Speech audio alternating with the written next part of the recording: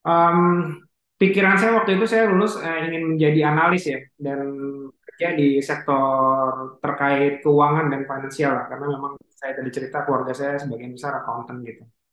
Dan ya dari pertama dari awal saya ikut kuliah ekspektasi saya ke arah sana bahwa saya kalau lulus saya mau mau menjadi seorang analis waktu itu dan ya track record saya lumayan nggak jauh lah dari.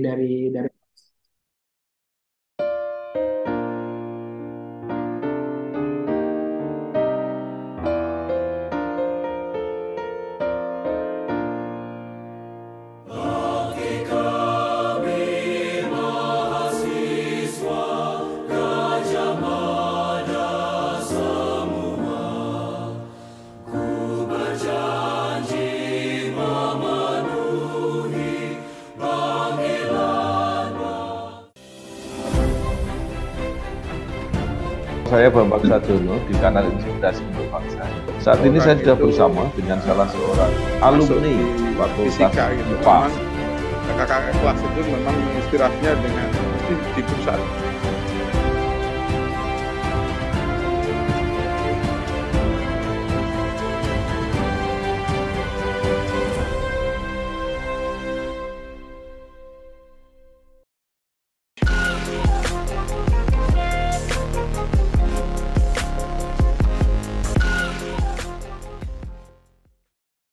Assalamualaikum warahmatullahi wabarakatuh. Waalaikumsalam warahmatullahi wabarakatuh. Bersama saya Bambang Sadiono di kanal Inspirasi untuk Bangsa. Mudah-mudahan kanal ini selalu bisa memberi inspirasi, motivasi, dan edukasi.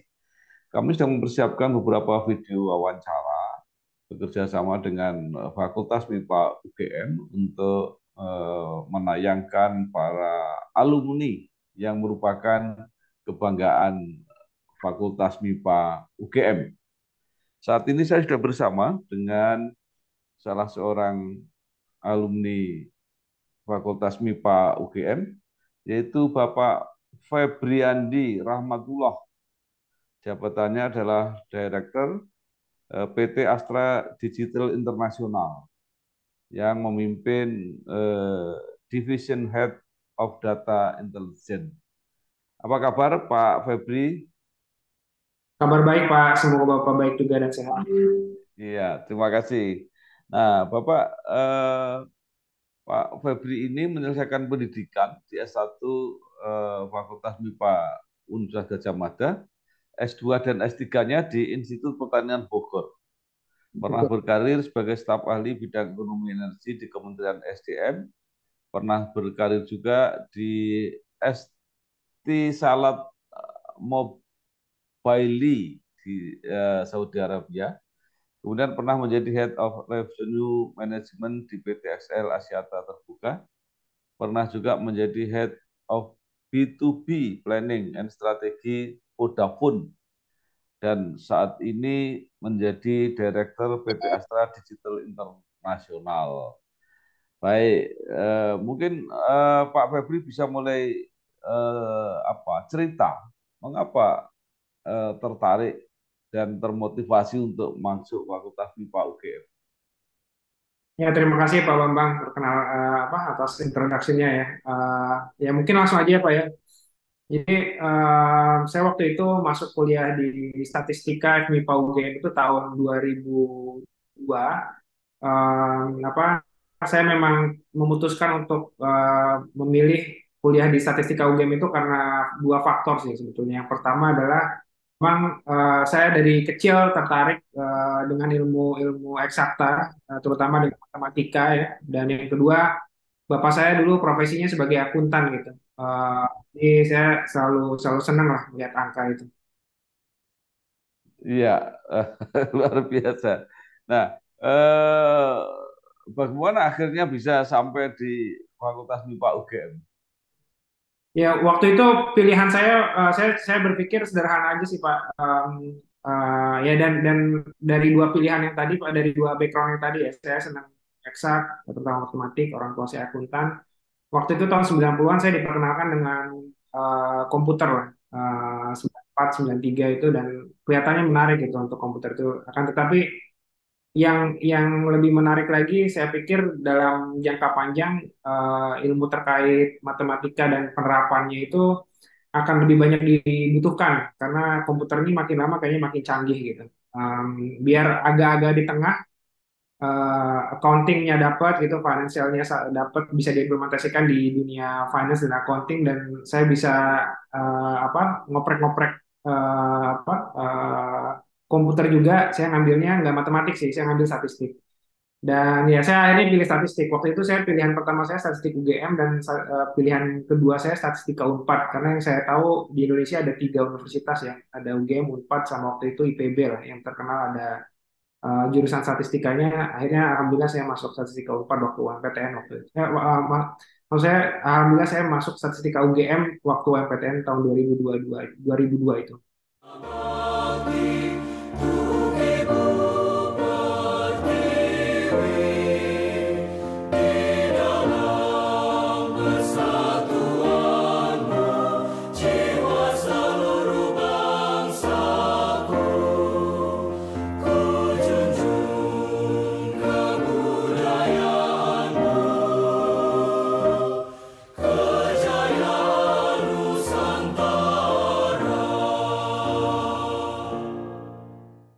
Ya, eh, Mas Febri ini apa asal dari mana?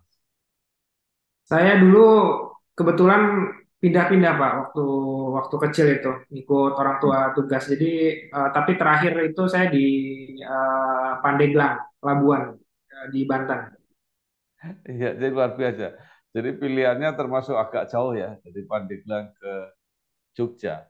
Nah, ketika memilih statistik, itu apa yang dibayangkan? Akan bekerja atau berprofesi menjadi apa setelah lulus? Em, Pikiran saya waktu itu saya lulus ingin menjadi analis ya, dan kerja di sektor terkait keuangan dan finansial lah, karena memang saya tadi cerita keluarga saya sebagian besar accountant gitu. Dan ya dari pertama, dari awal saya ikut kuliah, ekspektasi saya ke arah sana, bahwa saya kalau lulus saya mau mau menjadi seorang analis waktu itu. Dan ya track record saya lumayan gak jauh lah dari. Iya, iya. Jadi kalau analis tadi misalnya analis keuangan gitu ya, kan biasanya banyak yang mengambil apa ya, mungkin akuntan atau apa manajemen atau apa. Ini agak unik ini mengambil statistik itu.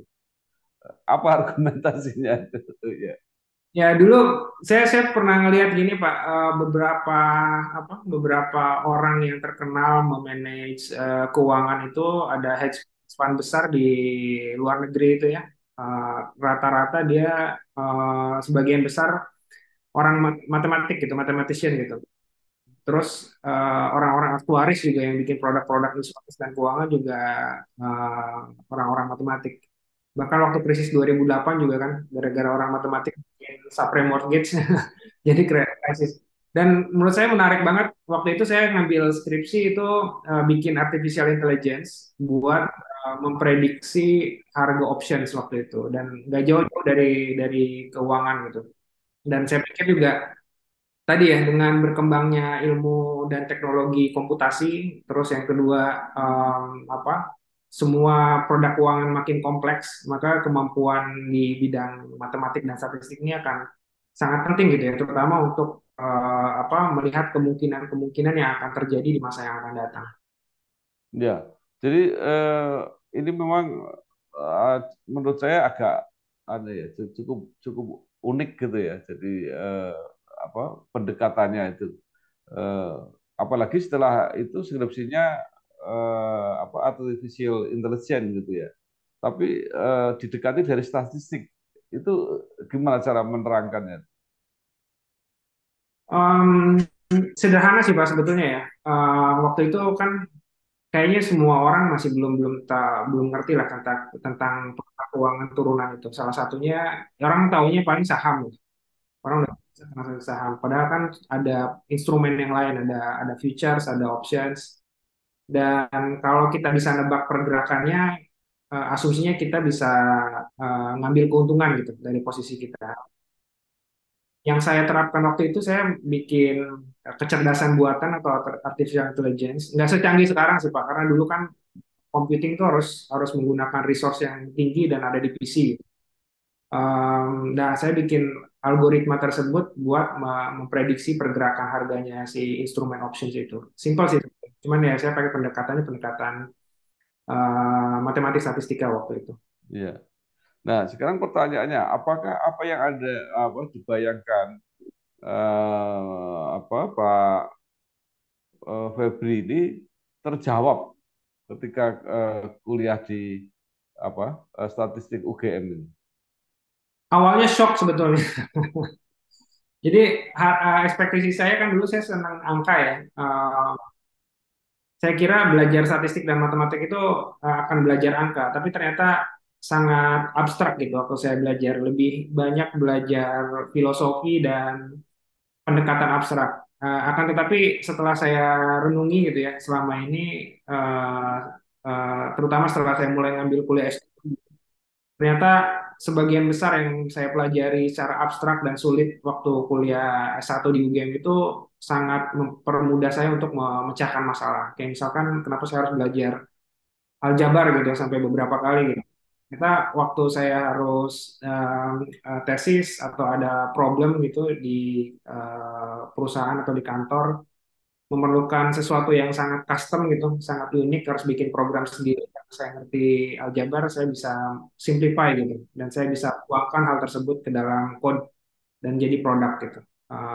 Memang agak abstrak sih waktu waktu belajar S1 dulu gitu ya, dan penerapannya kan dulu nggak banyak Pak. Jadi beda sama sekarang ya. Kita sekarang internet udah banyak, data udah banyak, computing power udah ada di cloud, software udah banyak, jadi gampang semuanya. Kalau zaman dulu kan terbatas gitu. Jadi agak sulit. Cuma belakangan ini jadi saya baru ngerti ternyata itu membantu banget buat problem solve.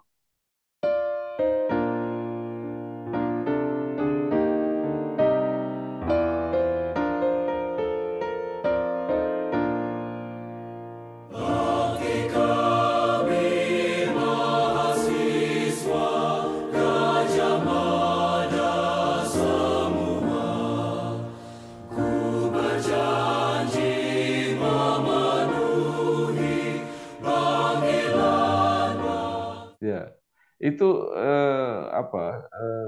bidang statistik yang erat hubungannya dengan bisnis, dengan itu biasanya aktuaria biasanya. Ya, beberapa hal sangat erat sih hubungannya Pak.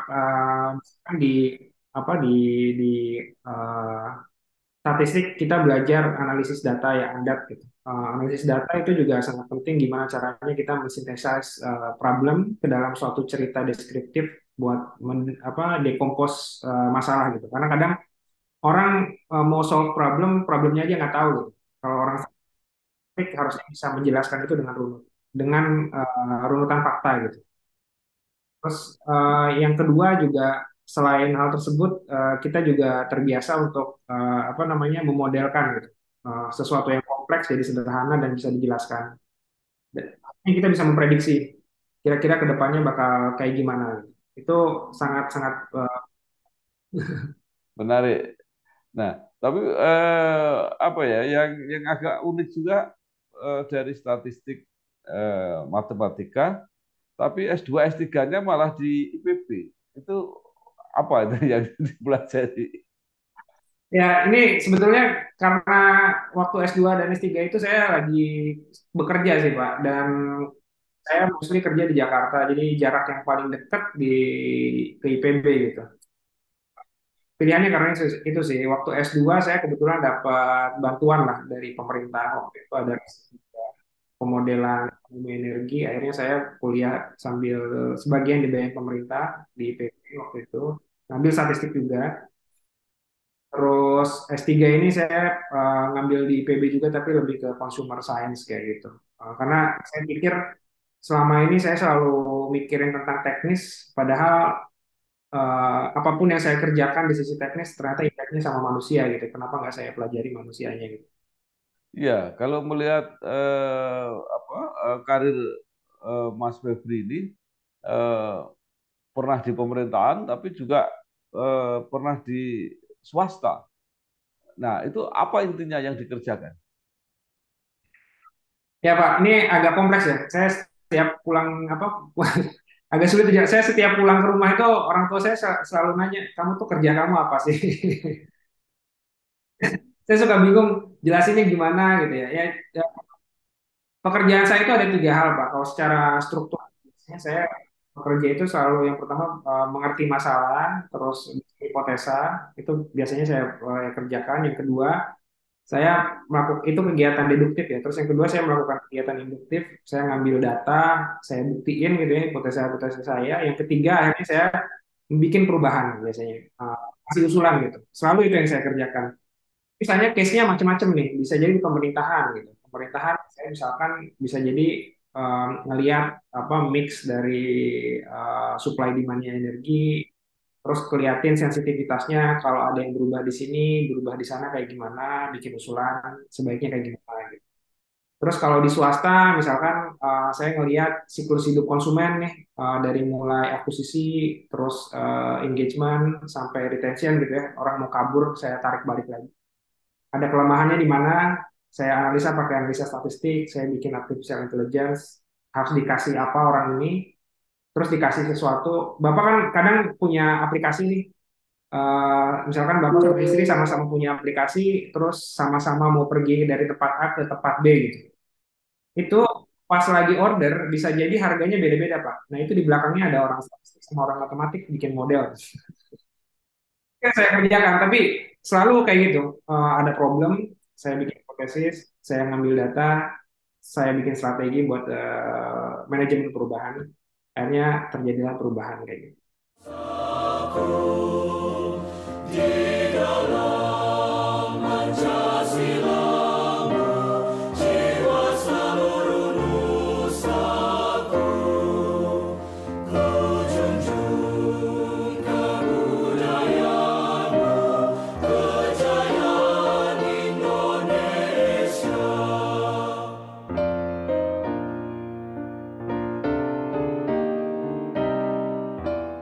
Nah, sekarang kalau pindah-pindah kerja itu eh, memang apa ya? Memang sengaja pengen pindah ke situ atau eh, memang dicari untuk bekerja di tempat-tempat yang itu tadi. Akhirnya Mas Febri di situ. Ini ada agak aneh dan unik juga sih. Saya sebagian besar kerja itu saya nggak pernah apply ya. Jadi kayak misalkan ya mungkin waktu pertama kali ke Austria lah, waktu kerja di apa intern waktu itu di OPEC ya. Terus apply, terus saya kerja di sana, pulang karena ada interest yang sama di sisi statistika ekonomi energi. Waktu itu saya pulang ke SDM. Waktu itu kenal beberapa orang di Pertamina sama di SDM juga, jadi saya pulang ke SDM. Dirasakan waktu itu pekerjaan saya udah selesai, saya dapat referensi kerja di Bursa Efek Jakarta. Eh, Habis itu saya juga dapat referensi lagi kerja di telekommunikasi operator gitu. Sampai sekarang pindah ke apa ke Astra gitu. Jadi hampir setiap perpindahan pekerjaan saya selalu menjadi pro hire, dan saya ya tetap ada proses sih, tapi bukan ikutan kayak manajemen trainee atau apa OPT kayak gitu Pak.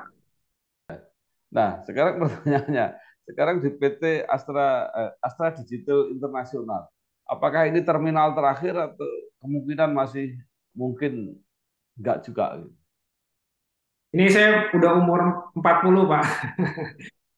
Dan apa namanya? Jadi saya gini, kemarin itu kebetulan kerja di Vodafone itu sudah 4,5 tahun sampai 5 tahun lah ya Pak ya. Terus, apa posisi saya juga udah lumayan di sana sebagai seorang ekspat, eh, apa enak lah. Cuman ada beberapa hal yang bikin saya keputusan pulang. Jadi yang pertama orang tua saya udah pada sepuh terus minta saya pulang. Terus abis itu saya pikir juga saya kok apa sharing ilmu pengetahuan dan lain sebagainya sama orang lain, kenapa sama orang nggak orang Indonesia aja gitu. Dan kebetulan saya di sini punya kesempatan buat nge-grooming apa anak-anak muda, mereplikat isi kepala saya gitu ke ya, jadi ini apa atau mungkin long term lah buat saya ini di sini. Ya. Nah, sekarang di apa Astra Digital International ini apakah apa bagian support dari untuk kepentingan Astra Group atau perusahaan yang melayani apa publik secara umum? Jadi begini Pak, saya itu ada dua posisi sebetulnya sekarang. Saya itu ada di apa head office ya di PT Astra International sebagai kepala divisi data intelligence. Dan saya baru aja April kemarin jadi director di PT Astra Digital International. Nah, service kami itu ada beberapa. Yang pertama kita punya apa digital marketing buat internal Astra. Terus yang kedua kita punya data intelligence service untuk internal dan eksternal Astra dan digital marketing service juga buat internal dan eksternal Astra. Sama yang terakhir kita punya akademi apa buat digital knowledge lah, sharing dan sebagainya. Tujuan utamanya sih dari kita buat mengakselerasi digitalisasi di Astra Group. Fokus utama kita support ke bisnis unit. Jadi kita settingannya adalah shared service. Untuk beberapa service seperti data dan juga digital marketing kita juga Ya. Jadi selain menjadi apa support system untuk grup Astra, juga punya produk yang dijual keluar begitu. service lah Pak ya. Service ya, service.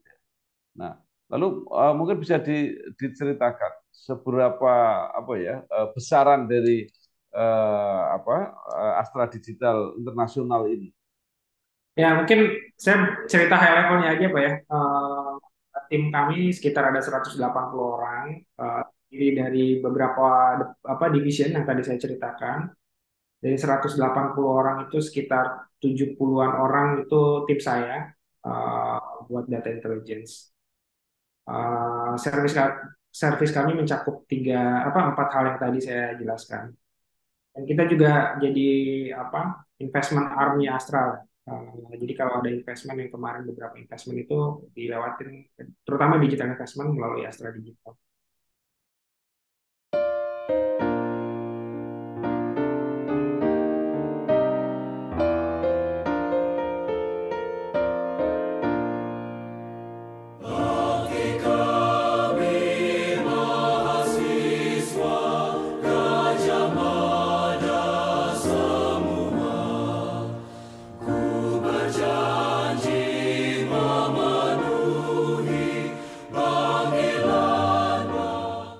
Ya, jadi mereport langsung ke holding Astra atau mungkin ke salah satu apa anak perusahaan. Saya report ke apa Chief of Digital Strategy Astra Group. Ya, jadi kita reportnya ke salah satu direktur lah di apa di HO. Di head office ya. Ya. Baik. Nah, menurut pengalaman Mas Febri ya sebagai alumni MIPA itu seberapa terbuka ya, peluang untuk apakah merintis karir di perusahaan atau mungkin membangun usaha sendiri itu seperti apa saat ini? Ya, menurut saya apa sebagai lulusan MIPA ya, karena kita saya selalu cerita gitu, selalu bercanda, hidup kita tuh waktu di kampus susah gitu. Belajarnya kalau cuma menghadapi kehidupan di bisnis atau di entrepreneurship harusnya kita bisa atasi lah. Karena ya kita terbiasa untuk mengatasi problem secara terstruktur, terus abis itu kita juga selalu bikin pendekatan yang baik gitu ya, secara rasional. Mungkin yang agak kurang ya, karena kita dididik dua hal tersebut gitu ya, bikin selalu terstruktur, selalu rasional. Nah, apa biasanya problemnya anak-anak MIPA itu gaul agak sulit gitu ya. Hal kan itu yang saya cerita, saya beberapa kali pindah perusahaan itu kebetulan karena kenalan gitu. Dan itu jadi penting banget. Kalau mengenai kesempatan, kesempatannya sangat terbuka luas. Apalagi kayak di tempat saya, kita selalu beberapa tahun belakangan ini ada mengadakan bootcamp gitu dari untuk fresh graduate, dan bootcamp ini sangat terbuka buat umum, buat apply, dan itu nggak terbatas hanya untuk lulusan ilmu komputer, statistika, matematika. Jadi di tempat saya ada lulusan fisika masuk, lulusan biologi masuk. Yang penting basic thinkingnya gitu. Kalau basic thinkingnya udah bagus, orangnya terstruktur, logikanya jalan kayak gitu, itu harusnya bisa survive dan berkarir dimanapun. Meskipun itu di perusahaan ataupun dia berbisnis ya, karena ada beberapa teman-teman saya juga lulus langsung bisnis gitu dan berhasil saya lihat sekarang. Ya. Nah, tadi kalau dikatakan Mas Febri bahwa biasanya anak-anak MIPA itu apa ya, sulit apa istilahnya, sulit bergaul, sulit berkomunikasi atau apalah gitu ya, hambatan-hambatan karena mungkin terlalu tekun apa di bidang ilmunya itu. Lalu sarannya apa supaya mereka punya apa ya, punya modal lah untuk masuk ke dunia kerja gitu atau dunia usaha gitu. Ya menurut saya ada beberapa saran ya yang sering saya sampaikan ke teman-teman mahasiswa. Yang pertama itu kita itu di kampus sebentar lah, belajar, ketemu dosen dan lain sebagainya, nggak banyak waktunya. Sebagian besar waktu kita itu banyak dilakukan di luar kampus. Menurut saya alangkah baiknya kalau kita ikut kegiatan di kemahasiswaan, karena itu sangat membantu banget gitu. Karena saya juga dulu jadi ketua himpunan ya, dan itu membantu saya banget untuk bisa networking, bisa pede, gitu, ngomong dan ngelobi dan lain sebagainya. Itu yang pertama. Jadi waktu kita di luar kampus banyak. Jadi kenapa kita aktif di kegiatan kemahasiswaan. Yang kedua, kita juga harus belajar ilmu-ilmu lain selain ilmu yang ada di MIPA gitu. Karena eh, kepintaran kita kalau tidak dimanfaatkan orang lain tidak ada artinya. Jadi kita punya alat yang bagus gitu Pak sebagai lulusan MIPA gitu ya. Cuman alat ini harus digunakan, dan untuk menggunakan alat ini kita harus memahami ilmu-ilmu lain gitu. Ya saya dulu apa, selain belajar statistika matematika, kita kadang berkelompok manggil orang dari Fakultas Ekonomi untuk ngajarin kita finance kayak gitu. Itu yang kedua, sama yang ketiga juga apa, sekarang itu bekerja tidak harus nunggu lulus gitu. Jadi banyak program dari pemerintah yang bisa dimanfaatkan untuk kita punya exposure gitu di dunia kerja, di industri bahkan sebelum kita lulus gitu. Dan itu menurut saya sebaiknya dimanfaatkan, karena kalau anak lulus belum ada pengalaman kerja dibandingin lulus dengan pengalaman kerja, itu nilainya berbeda gitu di sisi industri. Mungkin tiga itu Pak yang saya sarankan buat teman-teman di sini.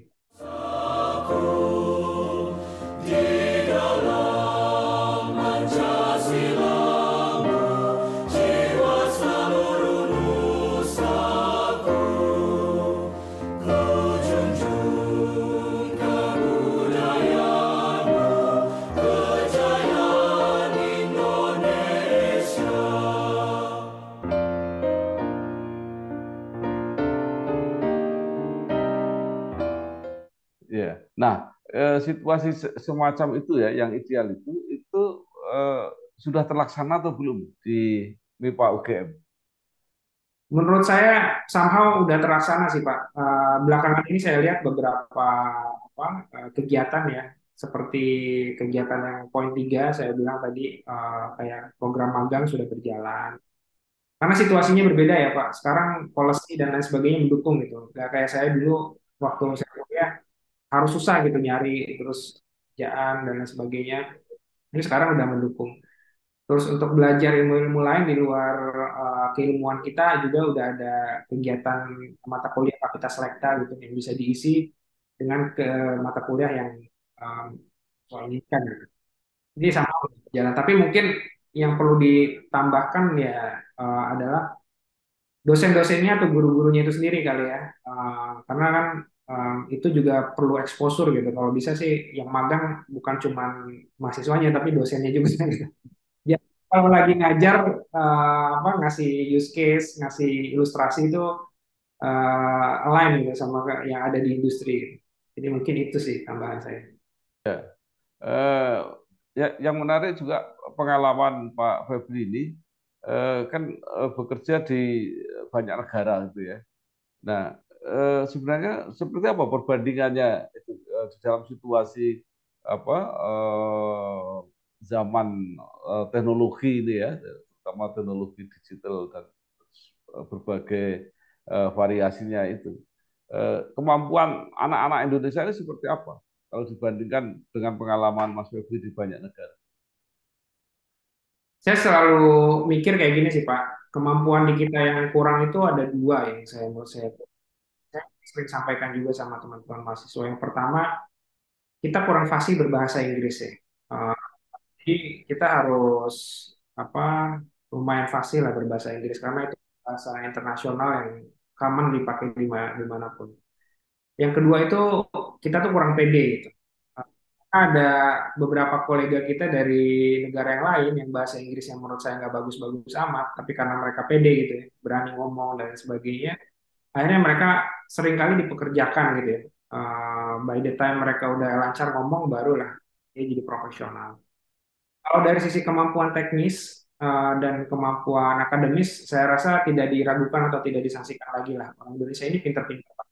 Cuman mungkin karena bahasa Inggris kurang mampu, kadang-kadang ya terus yang kedua nggak pede gitu ya. Jadi kalau mau bersaing di dunia internasional jadi agak agak sulit lah. Karena ada kejadian beberapa hal juga saya kadang pengen waktu kerja di luar mau rekrut orang Indonesia, keterbatasannya lebih di situ sih dibandingkan masalah knowledge dan masalah teknis gitu.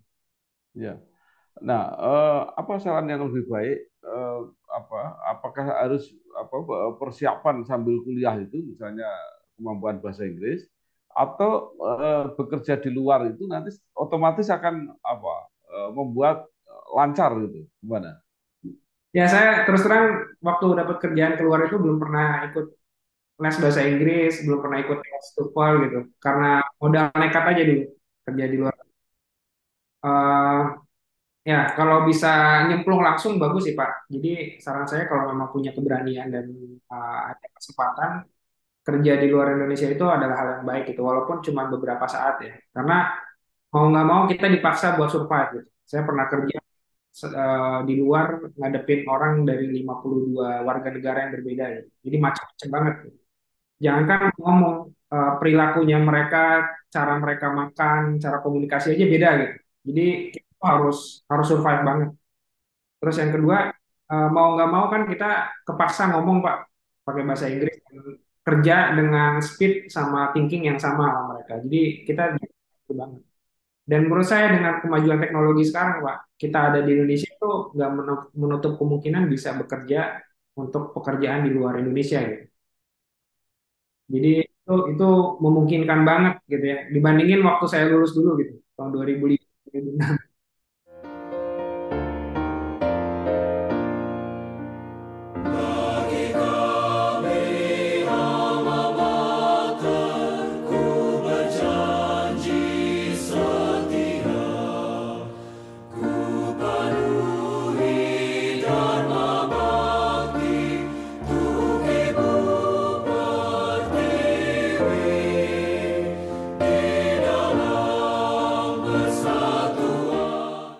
Nah, ini juga juga luar biasa tadi ya. Mungkin agak agak berbeda sedikit dengan tuntutan harus bisa bergaul, harus bisa berkomunikasi. Sekarang sudah ada praktek perusahaan-perusahaan besar itu tidak mempertemukan karyawannya itu secara langsung, bahkan mereka nggak kenal secara pribadi, tapi mereka berhubungan dengan apa sarana media sosial dengan apa apakah WhatsApp apa mungkin apa email atau apa jadi mereka nggak ketemu lah itu termasuk untuk apa tadi dari Indonesia atau bekerja untuk luar negeri. Nah itu ke depan trennya seperti apa Pak? Mungkin ini saya bisa jadi saya salah ya Pak ya. Cuman ini yang saya pikirkan selama ini gitu. Mungkin di pekerjaan itu ada dua hal. Yang pertama memang yang pertama itu pekerjaan teknis. Di awal-awal kita meniti karir mau nggak mau kita apalagi saya sebagai lulusan matematik statistik ya mau nggak mau saya harus analis, saya harus ngolah data, ngambil data gitu. Itu saya bisa aja kerja sendiri Pak. Jadi saya dapat bagian tertentu, saya ngerjain semuanya sendiri. Kadang saya cuma kerja ngobrol itu sama server gitu. Uh, apa bikin algoritma, ngeluarin output dan lain sebagainya. Cuman by the time kita bertumbuh kembang gitu dalam dalam kehidupan kenyataan dan menjadi dapat pekerjaan manajerial, pekerjaan kita lebih banyak selain apa making sense hasil analisis, kita harus problem solve. Dan problem solve ini agak sulit kalau kita nggak ketemu offline sih Pak. Jadi apa micro expression nggak kelihatan, uh, bikin keputusan jadi lama gitu. Saya tetap walaupun teman-teman ini nanti dapat kesempatan kerja online, apa kita harus tetap apa belajar inilah ketemu orang, apa bersosialisasi dan belajar problem solve lah. Karena at some point kita bakal perlukan kemampuan tersebut. Ya, jadi kesimpulan sementaranya makin tinggi posisi karir itu makin membutuhkan komunikasi personal lah kira-kira harus ketemu. Tapi kalau masih di level-level yang awal itu mungkin bisa bekerja sendiri. Itu ya kira-kira kesimpulannya ya. Baik, mungkin masih ada hal lain yang disampaikan oleh Mas Febri untuk memotivasi apakah masyarakat, apakah generasi muda bahwa ke depan ini memang tantangan bidang-bidang yang ada di MIPA ini memang mempunyai peluang yang besar. Ya, apa pemikiran saya apa terus terang nggak berubah ya Pak dari pertama kali saya memutuskan untuk ngambil kuliah di matematika dan statistika ini. Dalam jangka pendek dan jangka panjang, teknologi ini bakal berkembang dengan pesat. Apa kemampuan manusia untuk bekerja sama dan berinteraksi dengan teknologi itu akan sangat dibutuhkan gitu. Dan ini sangat relevan gitu ya untuk apa calon-calon siswa atau teman-teman yang berminat untuk menekuni dunia teknologi, baik di dunia teknologi maupun dunia lain lah, yang misalkan bisnis dan keuangan, karena ini akan sangat terkait dengan ilmu-ilmu dasar kayak matematika dan statistika. Uh, jadi kalau buat teman-teman yang senang hal-hal numerik, memecahkan masalah, ilmu komputasi, finansial, menurut saya salah satu alternatifnya bisa ngambil kuliah di matematika dan statistika. Karena yang kita dapatkan itu sangat ilmu yang sangat dasar dan menurut saya applicable gitu ya untuk diterapkan di dunia manapun. Posisi-posisi ini kalau adik-adik kita nggak ambil, kemungkinan besar akan diambil oleh teman-teman kita di Asia Selatan atau Asia Tenggara lainnya. Jadi saya berharap sekali ada penerus-penerus saya nanti ke depannya. Dan saya nanti adalah orang-orang Indonesia, orang lokal. Itu aja sih. Iya, baik. Terima kasih sekali Mas atau Bapak Febriandi Rahmatullah yang sekarang usia sekitar 40 tahun menjabat sebagai Direktur di PT Astra Digital Internasional. Mudah-mudahan pengalamannya memberi wawasan, inspirasi kepada kita semua dan benar-benar bisa memberi motivasi untuk generasi yang lebih muda di dalam mempersiapkan diri.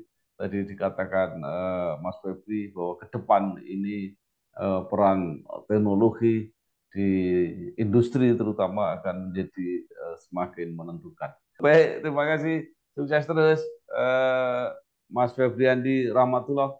Wassalamualaikum warahmatullahi wabarakatuh. Waalaikumsalam warahmatullahi wabarakatuh. Terima kasih, Pak.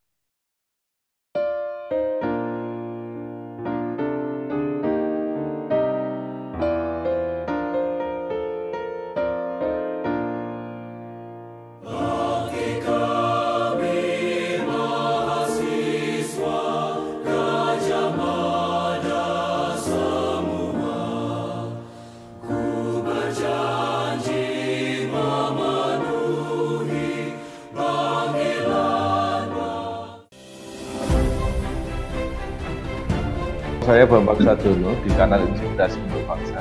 Saat ini saya sudah bersama dengan salah seorang alumni Fakultas Fisika gitu. IPA.